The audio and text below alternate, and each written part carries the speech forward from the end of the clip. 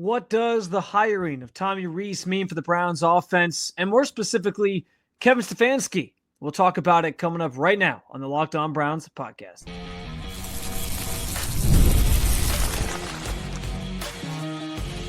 You are Locked On Browns, your daily Cleveland Browns podcast. Part of the Locked On Podcast Network, your team every day. What's up, Dog Pound? I'm Spencer German, your host of the Locked On Browns podcast, proudly covering your Cleveland Browns each and every single day in the land and on the road. Tommy Rees is the Browns' new offensive coordinator, according to multiple reports. Not confirmed by the team yet, but seems to be that way. I'll tell you what it means for the team and where things go from here for Cleveland as they look to get this offense back on track in 2025. There's another factor that matters for a team like the Browns when they contemplate drafting a quarterback named Shedeur Sanders. I'll talk about that. And if the Browns do trade back and decide not to take a quarterback at number 2, I've got a player in mind that they should definitely be considering. I do want to thank you for being an everydayer with the Locked On Browns podcast and making us your first listen every single day. Today's episode brought to you by FanDuel. New customers can place a $5 bet and you'll get started with $200 in bonus bets if you win or lose your first $5 bet. Just visit FanDuel.com today. Let's get after it. And yes, it was the big news on Tuesday. The Browns had made a final decision on who their next offensive coordinator would be as they plucked from, I guess, internally, Tommy Rees, who was their tight end coach and passing game specialist this past season for the Browns, his first experience in the NFL with an NFL team. As I alluded to when I talked about just the search in general, and I did have a pod earlier in the week where I said I thought Clint Kubiak was the perfect sort of fit for this role. Rees doesn't have play calling experience at the NFL level. He doesn't have OC experience at the NFL level, but he does have a pretty fair, fair is not even the right word. He does have a very sturdy resume to help his cause. And given what he's done at the college level, obviously a former quarterback in Notre Dame, he was an OC there for a couple of years. And then in 2023 was the OC under Nick Saban. And the Alabama Crimson Tide helped that team get to the college football playoff with Jaylen Miller, which keep that name in mind. I want to come back to that here in a second. But yeah, to me, there's a couple things in play here when we realize that this hire was made in terms of where the Browns' heads are at, what Kevin Stefanski's thinking, and what it means for the Browns moving forward. I think to me, this signals that Kevin Stefanski will be the primary play caller once again. He'll take those responsibilities back as he did to start this past season before giving them up to Ken Dorsey after the putrid start that they got off to. It just feels like it's sort of an opportunity for Rees, being a first-time offensive coordinator at the NFL level, to learn the ropes, be a voice in the room, work in cohesion with Stefanski, but Stefanski will take those responsibilities back and sort of run the show in that way on game days. That's what this feels like to me. And that's not a shot at Tommy Rees. That's not to say he can't do it. I just think Stefanski feels the most comfortable doing that. And given the state of the Browns and what was alluded to by both Stefanski and general manager Andrew Berry at their end of season press conferences about finding their identity on offense, getting back to what it is that they do best, I just think it makes sense for him to take those responsibilities and not necessarily allow a guy who's going to be a first-time play caller at the NFL level to oversee those things. So I think that's the first thing that stands out in this decision to me. And we'll get more information from Kevin Stefanski on that, I guess, moving forward. My guess is he won't actually reveal anything until training camp next year, maybe even ahead of week 1 next year, because that's just the way he operates. But I'm sort of assuming that that's where this ends up, is that he's going to be the primary play caller. I also think this, though, I think Tommy Rees deserves a lot of credit for going and getting this job. It seems like he has made and developed a pretty valuable name and reputable name for himself in even NFL circles, because he has been a name that has popped up in multiple spots during this offseason. He had interviewed for the UNC job twice before ultimately UNC offered the job to Bill Belichick and he decided to take it.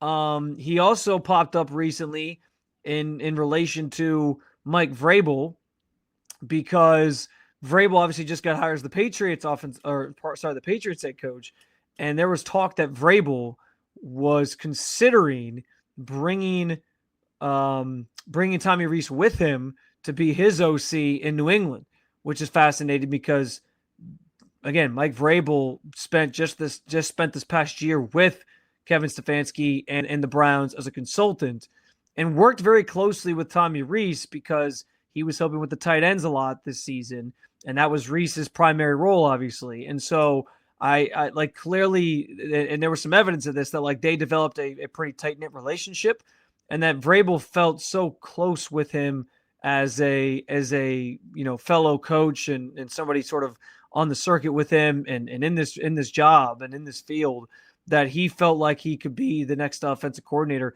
And so there's clearly this perspective on Rees, that he is this up and coming guy, this up and coming play caller. At 32, he instantly becomes one of the youngest OCs or youngest coordinators in general in this league.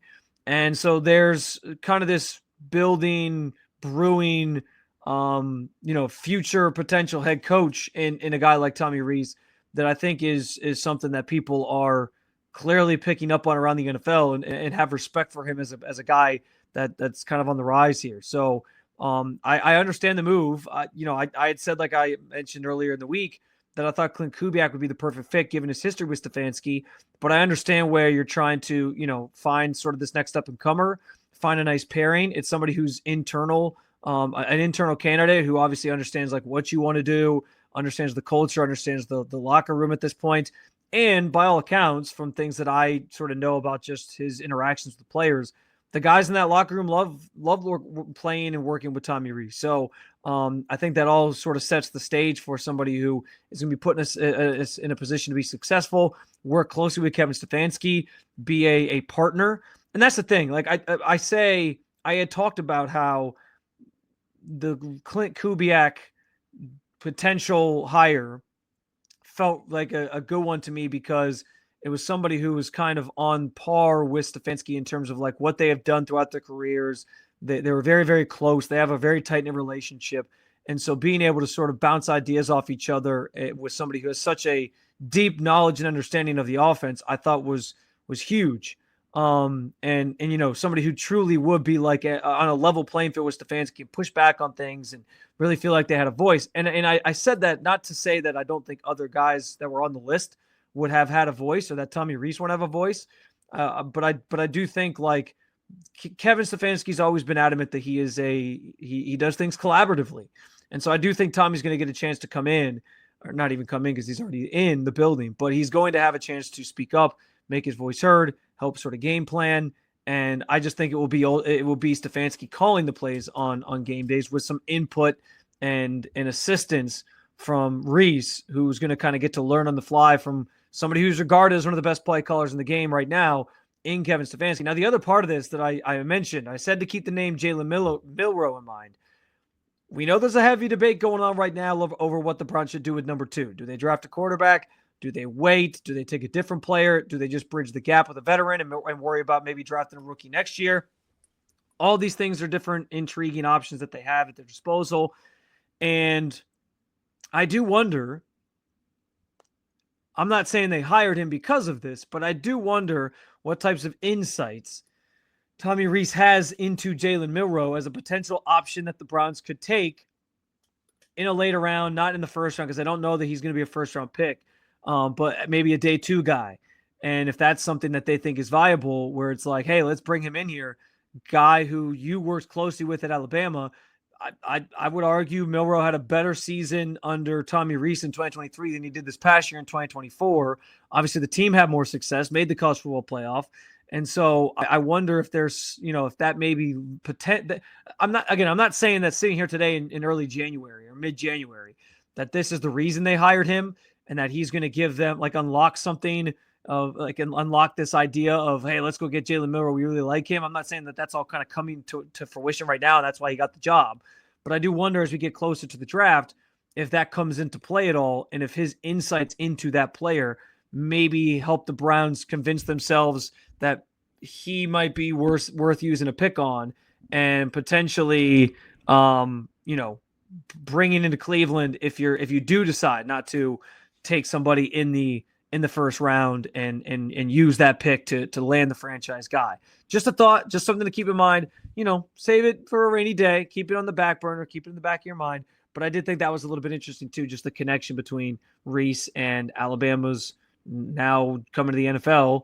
The rookie quarterback in this class who's coming out of Alabama. So keep that in mind. Speaking of rookie quarterbacks coming in this class, a lot of talk about Shedeur Sanders and whether or not he would be a fit for the Browns.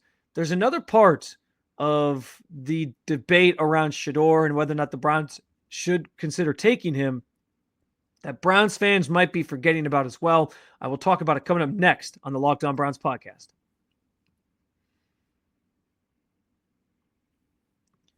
The playoffs are underway in the NFL. Wildcard weekend just wrapped up, and that means that the NFL playoffs are better with FanDuel. Right now, new customers can bet $5 and get $200 in bonus bets guaranteed. That's $200 in bonus bets, win or lose.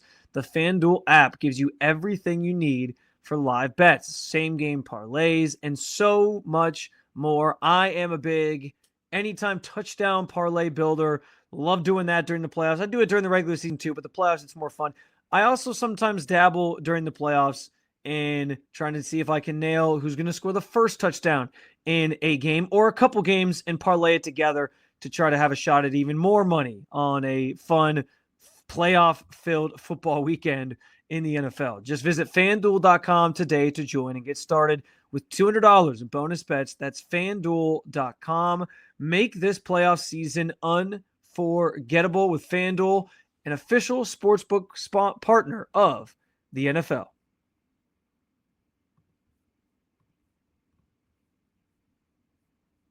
So as much as Browns fans are all in on, or some Browns fans, I should say, maybe you're one of them, are all in on taking a quarterback at number 2 for Cleveland. And I did talk in yesterday's episode about how they can't just take a quarterback to take a quarterback. They can't do it from a place of desperation where it's like, we're just going to take this guy because we need a quarterback. So yeah, let's take Cam Ward. Like if Shedeur goes number 1 and they really like Shedeur, you can't just take Cam Ward because he's the next best guy. You got to know that he's a fit for your offense, for your system, for what you want to do. And so I do think trading back is a potential, is largely on the table for this Browns team. But even if Shedeur is there, and I do think Shedeur is the best fit for the Browns of the 2 top guys that everyone's talking about for a potential franchise quarterback. He fits the billing. He can operate from the pocket. He's super accurate. And I think he fits the style of offense that the Browns want to run best. But there's another interesting part of this. Like, everyone is, again, and I say everyone very loosely, it's not everyone, but some Browns fans are just assuming that Shedeur's going to be there at number 2 when you know you have the Titans in front of you and they might be inclined to take Shedeur Sanders or feel like he is the best fit for what they want to do as well. And then that eliminates him from even being part of the conversation anyway. But the other part of this too is like, even if Shedeur gets to you at 2, the thing that nobody's really thinking about or talking about enough, I don't think, is whether or not Deion Sanders, obviously Shedeur's father, Coach Prime, whatever you want to call him by, however you might have known him throughout his career, he has been on the record as saying that he wants to make sure his son, and he kind of lumps Travis Hunter into being a family member of his as well, that they end up in places that are advantageous to their careers being successful. I can't blame him for that. And he's always had this sort of nurturing hand with those guys throughout their careers. Ever since he got Travis Hunter to commit to him at Jackson State, he's kind of welcomed him in as almost like one of his own kids. And obviously his own son, he's nurtured to this point where he's like, I want to set him up for success, both at the college level. Now as he goes off into the NFL, same thing applies. And so Deion has talked at length about not letting his son go somewhere where, it's a quarterback graveyard and they can't develop quarterbacks and they've had these issues. And he's even mentioned, I think at times, like cold weather cities are sort of off the table for Shedeur Sanders. So that's another interesting part of this.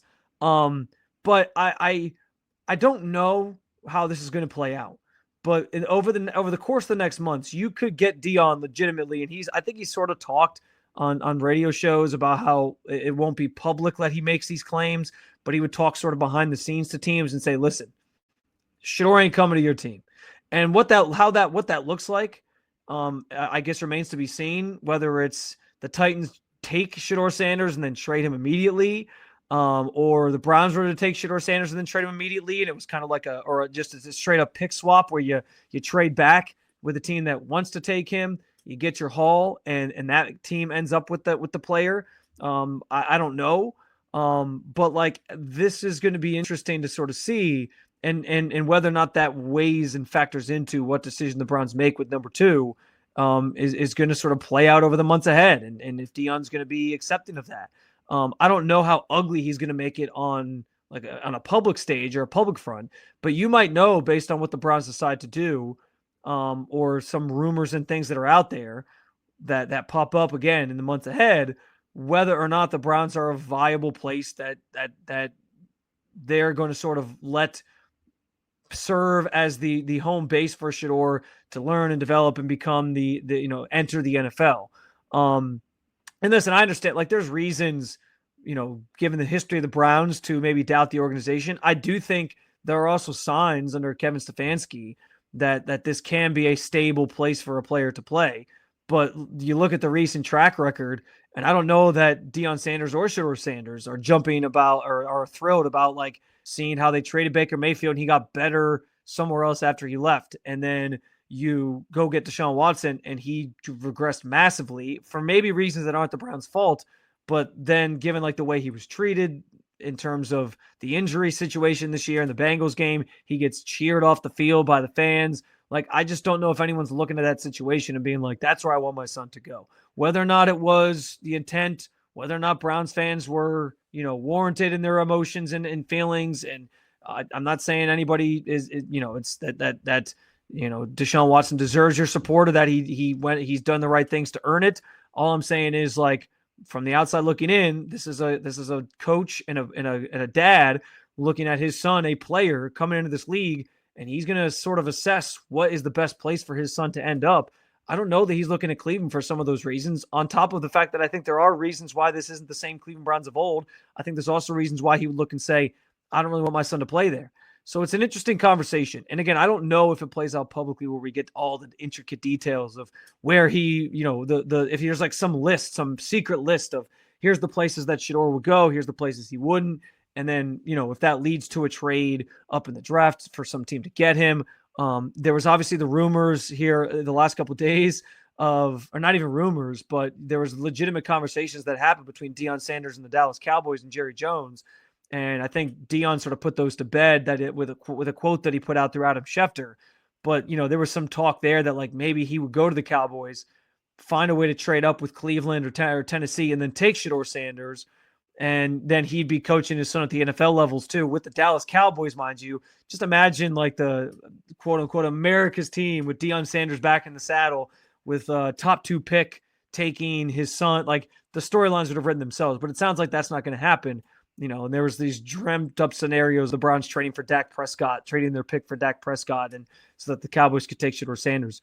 And here's the other thing too, like even if they sort of are okay with Shedeur ending up with the Browns, the other part of this too is like the second what hits the fan, who's to say that they don't make it ugly then, publicly or behind the scenes, where then they try to force their way out, then they sort of ask for a trade. And if this regime is going to be, sent packing at the end of next season anyway, then, and I'm not saying that's like predetermined, but I'm just saying if they have another tough year and then everyone's fired, and then that stability that you maybe were okay with if you're the Sanders family goes away because Kevin Stefanski's gone, who's to say that they then don't make a stink about the situation then and force their way out anyway, and then you're left sort of holding the bag on a pick that you thought was going to be your franchise quarterback.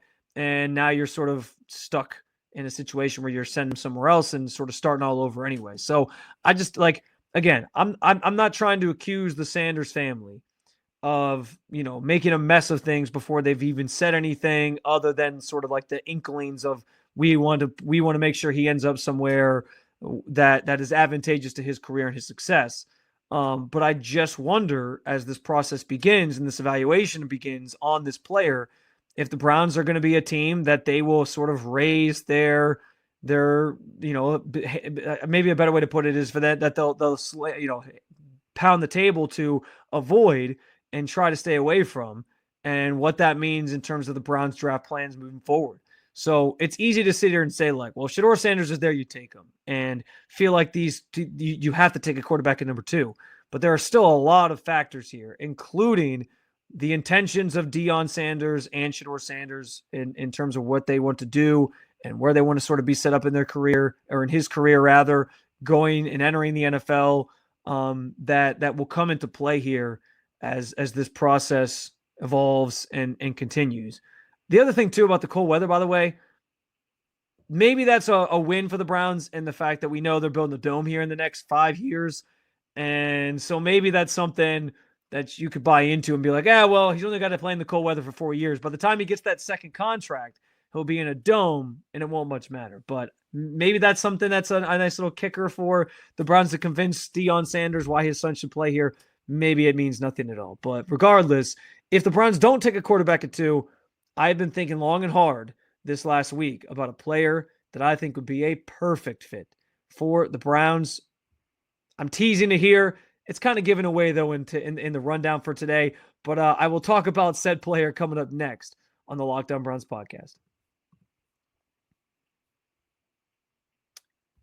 Growing your small business in 2025 comes down to how well you can hire. Let's face it, better hires start with smarter insights. That's where LinkedIn comes in. With the strongest hiring data available, LinkedIn helps you identify the right candidates, giving you the confidence to make the best decisions for your business. I've used LinkedIn Jobs myself, and I can tell you it's a game changer when it comes to hiring the right fit. LinkedIn connects you with the best candidates using data that you won't find anywhere else, from unique skills and interest to the connections you share. LinkedIn helps you find the right person for your job. In fact, 72% of small businesses say LinkedIn has helped them find high-quality candidates. Hire smarter this year and find your next great hire on LinkedIn. Post your job for free at linkedin.com/lockedonnfl. That's linkedin.com/lockedonnfl to post your first job for free. Terms and conditions may apply.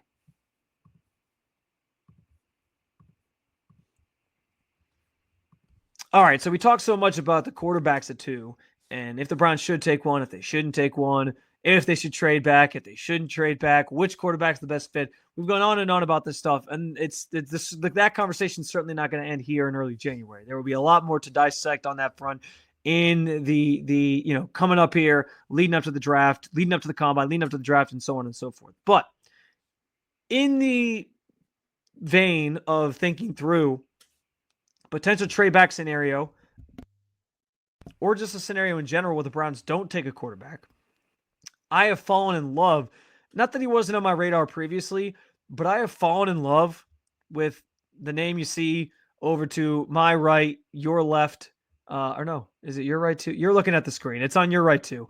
Abdul Carter in the rundown there, from Penn State, defensive end. And I got to be honest, I thought he raised his stock immensely with how he played throughout the college football playoff, especially in that Notre Dame game with a bum shoulder.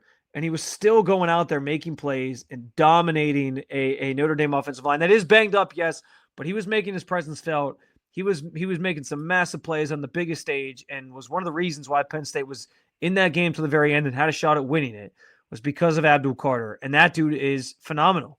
Obviously, this year he finished with 22 tackles, 12 sacks.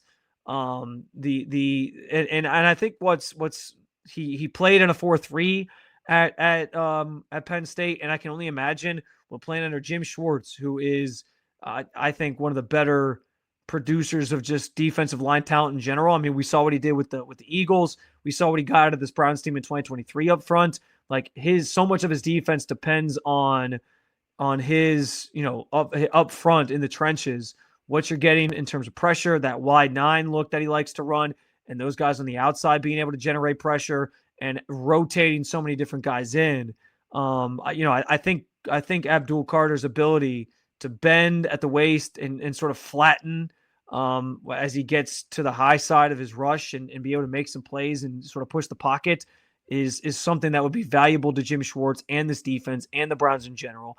And I think what's also interesting here is, like, if you go down a checklist, and we'll do this at some point, of the biggest needs that the Browns have, I don't know that defensive end or pass rusher jumps off the page immensely is like, well, that's at the top of the list necessarily. But I think it's higher than maybe some give it credit or are considering it, just because I think about it like this. The Browns have basically been doing a rent-a-vet program opposite of Myles Garrett for the last, 4 years or so since Kevin Stefanski's been there, and Andrew Berry. And it's worked in some regards. Like first year, Jadeveon Clowney, I think, was very successful. Then it fell off. The year and a half with Zadarius Smith this past year and a half was there was a lot of success there. And Zadarius was actually playing better this year than he was the year before, along, opposite of Myles Garrett. And I think that was a good sign that he still had something left in the tank and that pairing was still working.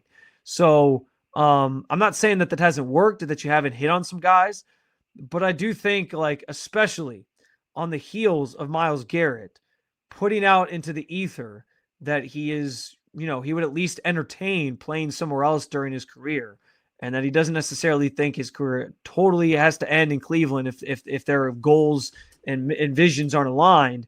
Drafting somebody like Abdul Carter, gives you a young option to pair with Myles Garrett as kind of Batman and Robin, and, bolsters your line even further and your pass rush even further. And it then gives you a young option to pivot to if things end up going south with Myles Garrett and he sort of forces his way out and makes a scene and demands a trade at some point. Or if you just decide, yeah, we got to move on from him, we got to go accumulate a bunch of picks, maybe after next year, whatever, you can do that and still feel like you have a future defensive end, a future star at defensive end, and a future pass rusher in your building already to sort of pivot to and build around. I think that is sort of an understated point here. And I'll also say this too. In the draft, I just think there are certain positions that, like, if you take a player at any point and the value is there, or if you take these couple positions at any point and the value is there, it's going to be hard for anybody to really be mad at you for doing it. And edge rusher is one of those. I mean, edge rushers are behind the quarterback. The guys who get after the quarterback are probably the second most important thing I think that you can have on a team. And that's why they're so coveted. It's why Myles Garrett is paid handsomely and is probably going to get an extension to be paid as the highest defensive player in the league this offseason, because he's that good and he's that important to what the team wants to do and the successes that they have when they have successes. Obviously, this last year, there wasn't many of those. There was for Myles. There wasn't for the team. But yeah, like I think defensive end is one of those things, like if the value's there and you can get a great player, no one will ever look back on it and be like, well, why'd you take that guy? I think the same thing can apply, obviously, to quarterbacks. The value's there and you feel good about it. I think corner is another position like that. And in some respects, I think offensive tackles like that too, where if you get the right value on a guy and you hit on it and, whatever round it's in, like, you can, no one's going to blame you for taking that position because it's kind of it's a key spot that you need on the offensive side of the ball. So yeah, like I don't know at this point, like if Abdul Carter is slated to go top 3, maybe that would be the case as the process, evolves here, as I've alluded to several times. But if the Browns end up trading back and he's there at, like, say 5 or 6 or something in that range, I think, like, it could end up being a no-brainer. We talk about offensive line or offensive tackle. I think Kelvin Banks Jr. could be in play for them if they trade back as well. He might be in play. I mean, both these guys could be in play for them at number 2, theoretically. Although I do think, like, similar to what I said about, like, corners, Travis Hunter would be hard to pass up as well, because I think he's going to be a great player at the next level. And obviously, it's going to be tough to argue that he's going to be at the top of a lot of teams' boards if your strategy is, well, quarterback, if he's there, if there's one that we like. But other than that, Travis Hunter's our top player available. Sometimes teams do just take the top player available, and that could be what the Browns decide to do. But Abdul Carter, a name to keep an eye on, a name to watch, and a name that I'm following very closely after that performance in the college football playoff, because I think he'd be a good fit for the Browns, and I think it's something that they should think about, particularly if they end up trading out at number 2. Another episode down with you, Dog Pound. Thanks for joining me as always to talk about your favorite football team as the offseason keeps on rolling for the Browns and the playoffs keep on rolling for some of the teams, the lucky teams that are still left in the tournament. I hope you'll continue to make the Locked On Browns podcast your first listen every single day. For your second listen, go on over and check out one of the new Locked On NFL show, or if you want to keep it local, You can check out Locked On Cavs, Locked On Guardians. Thank you for being an everydayer at the Locked On Podcast Network. I will talk to you again real soon, but for now,